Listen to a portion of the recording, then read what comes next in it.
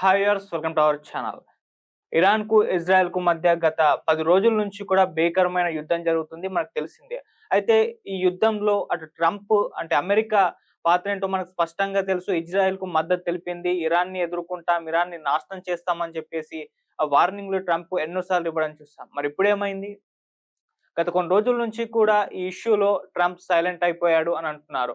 అంటే ఇరాన్‌కు ట్రంప్ భయపడ్డాడా? అందుకే ఇజ్రాయెల్‌కు మద్దతు ఇవ్వడాన్ని వెనక్కి తీసుకున్నాడా? అన్న చర్చ కూడా జోరుగా నడుస్తుంది ప్రపంచవ్యాప్తంగా కూడా.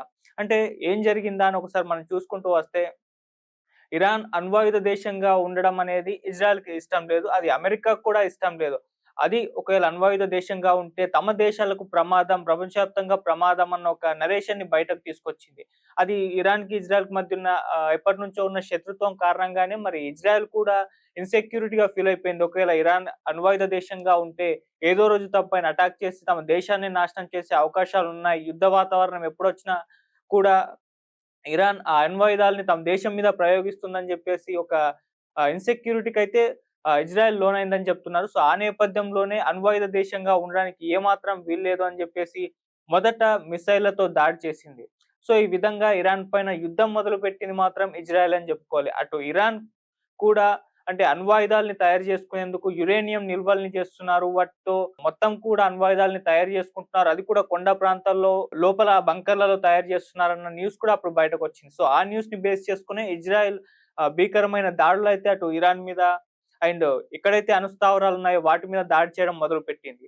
సో, అటు ఇజ్రాయెల్‌కి అమెరికా మద్దతు లభించింది. ట్రంప్ కూడా ఇజ్రాయెల్‌కు మద్దతు తెలుపుతున్నానని అణ్వాయుధ దేశంగా ఇరాన్ ఉండడానికి ఏమాత్రం వీల్లేదని చెప్పేసి మేము టెహ్రాన్‌ని నాశనం చేస్తాం. మొత్తం స్థావరాల్ని నాశనం చేస్తాం. ఖమేని వెనక్కి తీసుకోవాలి ఆ డిసిజన్ అని చెప్పేసి, ఖమేని లొంగిపోవాలని చెప్పేసి కూడా అలా ఇరాన్‌కి ఒక గట్టి వార్నింగ్ ట్రంప్ దగ్గర నుంచి కూడా రావడం చూసాం. అయితే ఇదంతా జరుగుతున్న నేపథ్యంలో ఇరాన్, ఇజ్రాయెల్ మధ్య యుద్ధం ఒక భీకర స్థాయిలో ఉన్నప్పుడు ఇజ్రాయెల్‌ది పైచేయిగా కనిపించింది. ఇరాన్ ఇక తొందరలోనే ఖతమయ్యే అవకాశం ఉంది అన్న అభిప్రాయాలు వెల్లువెత్తుతున్న నేపథ్యంలో తర్వాత ఇరాన్ కూడా కౌంటర్ అటాక్ చేయడం మొదలుపెట్టేసింది. సో, వాళ్ళ దగ్గరున్న మిసైల్‌లని ఇజ్రాయెల్ మీద ప్రయోగించడం మొదలుపెట్టింది. సో, యుద్ధంలో ఇప్పటివరకు ఇజ్రాయెల్ ముందంజ వేసిందని చూస్తే ఇజ్రాయెల్ మీద వరుస పెట్టి దాడులతో ఇరాన్ ఒక అడుగు ముందుకేసింది. సో, ఇరాన్ దగ్గర ఏంటంటే వెపన్స్ ఎక్కువగా ఉన్నాయి, మిసైల్‌లు ఎక్కువగా ఉన్నాయని జెప్పేసి కూడా చెప్తున్నారు. సో, ఇజ్రాయెల్ దగ్గర ఇరాన్‌తో పోరాడేంత మిసైల్స్ లేవు. ఇంకొన్ని రోజులకు మాత్రమే సరిపడా సరుకు ఉందని జెప్పేసి ఒక న్యూస్ బయటకొచ్చేసింది.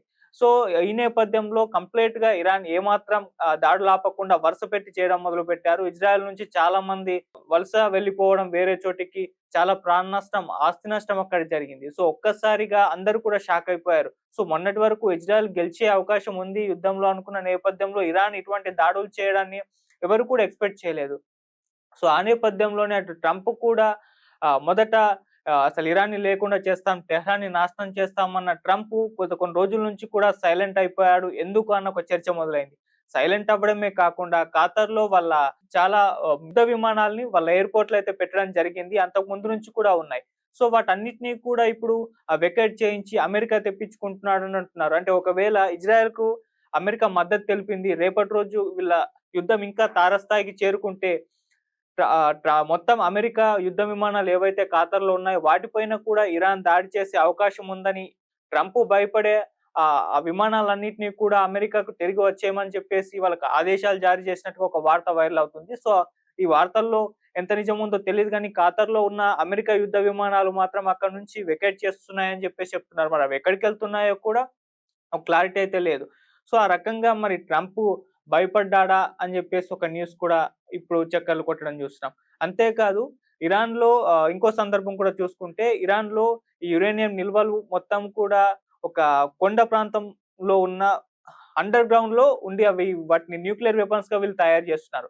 సో, ఆ అండర్ గ్రౌండ్‌లో ఆ న్యూక్లియర్ స్థావరాల్ని బద్దలు కొట్టాలంటే కంపల్సరీగా బంకర్ బ్లాస్టర్ మిస్సైల్స్ అయితే కావాలి. ఇవి వాటిని బద్దలు కొట్టే ఈ బంకర్ బస్టర్ మిసైల్స్ ఏవైతే ఉన్నాయో అవి మన ఇజ్రాయెల్ దగ్గర లేవు. సో, ఆ బాంబులు అమెరికా దగ్గర మాత్రమే ఉన్నాయి. ఇది పలు సందర్భాల్లో ట్రంప్ కూడా చెప్పాడు. ఆ స్థావరాల్ని దెబ్బతీసే బాంబులు ఇజ్రాయెల్ దగ్గర లేవు. అవి మా దగ్గర మాత్రమే ఉన్నాయని జెప్పేసి ట్రంప్ కూడా ఒకసారి ప్రకటించుకున్నారు.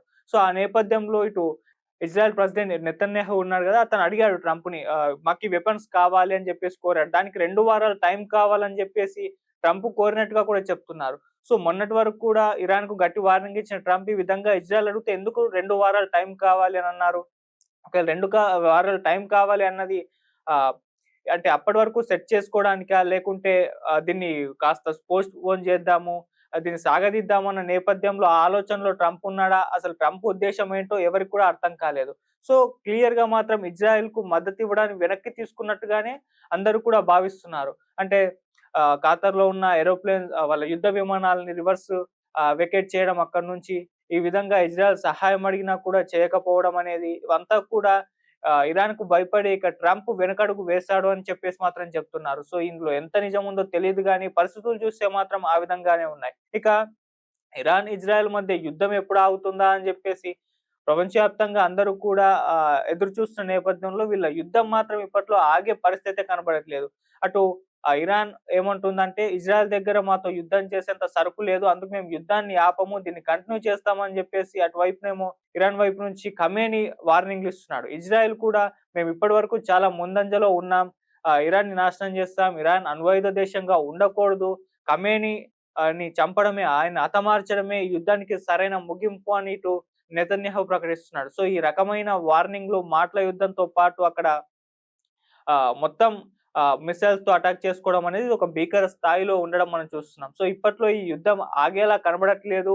ఇది సుదీర్ఘ కాలం పాటు కంటిన్యూ అయ్యే అవకాశం ఉందని కూడా చెప్తున్నారు. అంటే అటు ఉక్రెయిన్, రష్యా మధ్య యుద్ధం స్టార్ట్ అయ్యి సంవత్సరాలుగా నడుస్తూనే ఉంది. దానికి ముగింపనేది లేదు. అంటే అందులోకి వెళ్ళడం ఈజీ గానీ దాన్ని ఎక్కడ ఎండ్ చేయడం, దాన్ని ఆపడం, దాని నుంచి బయటకు రావడం అనేది చాలా కష్టమని విశ్లేషకులు చెప్తున్నారు. సో, ఆ నేపథ్యంలోనే ఇప్పుడు ఇరాన్, ఇజ్రాయెల్ కూడా యుద్ధంలోకి దిగాయి.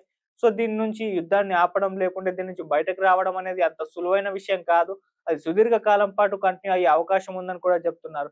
మరి యుద్ధంలో ఇరు దేశాలు కూడా చాలా నష్టపోవడం చూస్తున్నామట. ఒకవైపు టెహరాన్ శ్మశానంలా మారిపోయిందంటున్నారు. ఇటువైపున ఇజ్రాయెల్‌లో భీకరమైన దాడులు, జనావాసాల మీద దాడులు చేస్తున్న నేపథ్యంలో అక్కడ ప్రాణ నష్టం చాలా వరకు కలిగింది. సో, ఆ రకంగా 2 దేశాలు కూడా ఈ యుద్ధం వల్ల పెద్ద ఎత్తున నష్టపోతున్నాయి. సో, ఈ యుద్ధాన్ని మరి ఆపేదెవరు అనేది చెప్పేసి చూడాలి. అటువైపున అంటే మొన్న జీ7 సమ్మిట్ జరిగింది. వాళ్ళేమన్నా ఆపుతారని అనుకున్న నేపథ్యంలో వాళ్ళు కూడా ఇజ్రాయెల్‌కు మద్దతు తెలిపారు. ట్రంప్ ఇజ్రాయెల్‌కు మొదట మద్దతు తెలిపారు. కాకపోతే ఇరాన్‌కు 21 ముస్లిం దేశాలు మద్దతు తెలిపాయి. అంతేకాకుండా ఇప్పుడు చైనా మద్దతు కూడా ఇరాన్‌కు ఉందని చెప్తున్నారు. ఈవెన్ ఇరాన్‌కు ఆయుధాల సప్లై కూడా చైనా దగ్గర నుంచే చేస్తుంది. సో, ఈ నేపథ్యంలో కూడా అటు ఈ చైనా, ఇరాన్ ఈ 2 కలిసిపోవడం కూడా ట్రంప్ భయపడడానికి మరొక కారణం అని కూడా చాలా మంది భావిస్తున్నారు. సో, మరి ఇరాన్ అయితే పటిష్ట స్థితిలో ఉంది. ప్రెజెంట్ కండిషన్‌లో చూసుకుంటే ఇజ్రాయెల్ కాస్త వెనుకంజలో ఉంది. సో, ఈ యుద్ధాన్ని ఆపే ప్రపోజల్ అయితే ఇజ్రాయెల్ దగ్గర నుంచే రావాలని కూడా చాలా మంది కోరుకుంటున్నారు.